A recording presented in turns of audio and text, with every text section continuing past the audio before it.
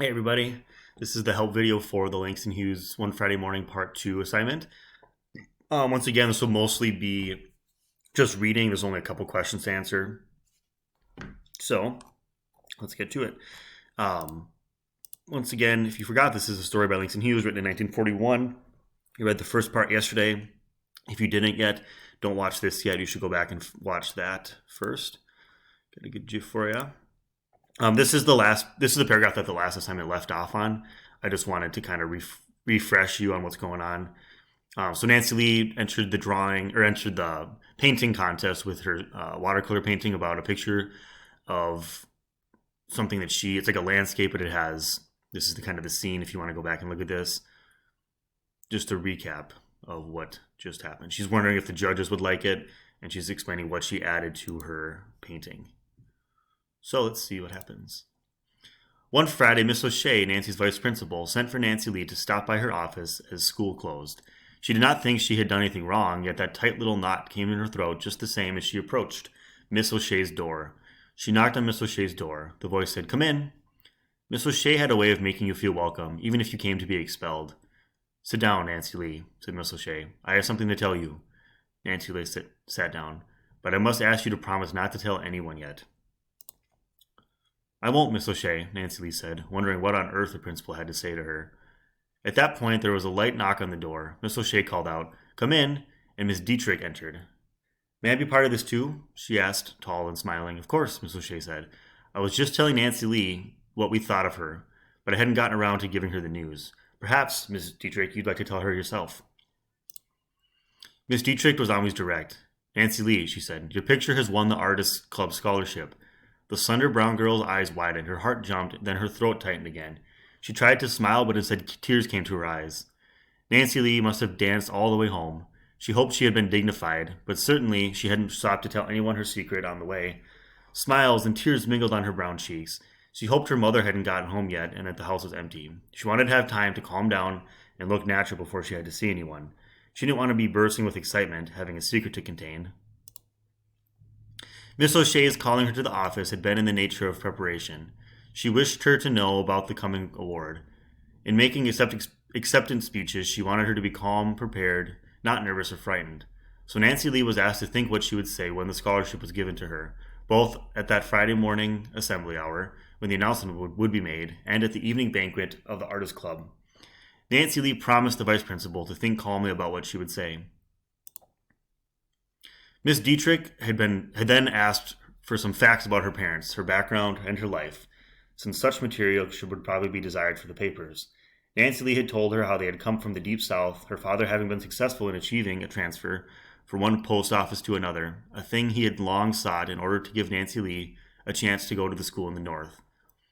Now they lived in a modest Negro neighborhood, went to see the best plays when they came to town, and had been saving to send Nancy Lee to art school in case she were permitted to enter. But the scholarship would help a great deal, for they were not rich people. Dreams began to dance through her head, plans and ambitions, beauties she would create for herself, her parents, and for African American people. For Nancy Lee possessed a deep and respectful race pride. She could see the old woman in her picture, really her grandmother in the South, lifting her head to the bright stars on the flag in the distance, an African American person in America, often hurt, discriminated against, sometimes physically hurt, but always there were the stars on the blue body of the flag. Was there any other flag in the world that had so many stars? Nancy Lee thought deeply, but she could remember none. So, first question of this assignment. So far, what do you think of Nancy Lee's view of America is? Support your answer with textual evidence directly from the text. So if you're saying she doesn't like America, you would need to find a line from one of these, wherever it was. This isn't right, but this is just an example. You could click or do this, click Control C to copy, Control V to paste. So you have to say your answer and then support it with textual evidence. We've done this a lot throughout the year, so hopefully you all remember how to do this. Just saying what her opinion of America is so far. Also, just before we move on, in this paragraph, we kind of see that painting that she made, the African American woman that's sitting in the picture, is actually her grandmother. She didn't say that until now. So the picture that she entered the contest with is a picture of her grandmother. All right, moving on. The morning when the world would know, her school world, the newspaper world, her mother and dad. Dad could not be there at the assembly to hear the announcement, nor see her prize picture displayed on the stage, nor listen to Nancy Lee's little speech of acceptance. But Mother would be able to come, although Mother was much puzzled as to why Nancy Lee was so insistent she be at school on that particular Friday morning.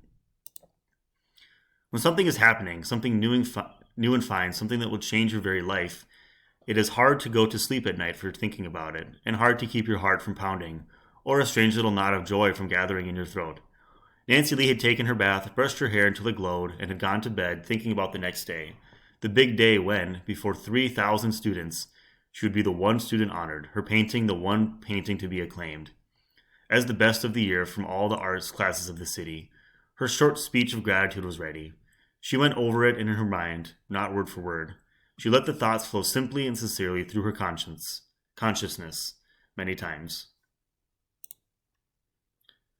When the president of the Artists Club presented her with the medal and scroll of the scholarship award, she would say, so this is her little speech, "Judges and members of the Artists Club, I want to thank you for this award that means so much to me personally and through me to my people, the colored people of this city who sometimes are discouraged and bewildered, thinking that color and poverty are against them.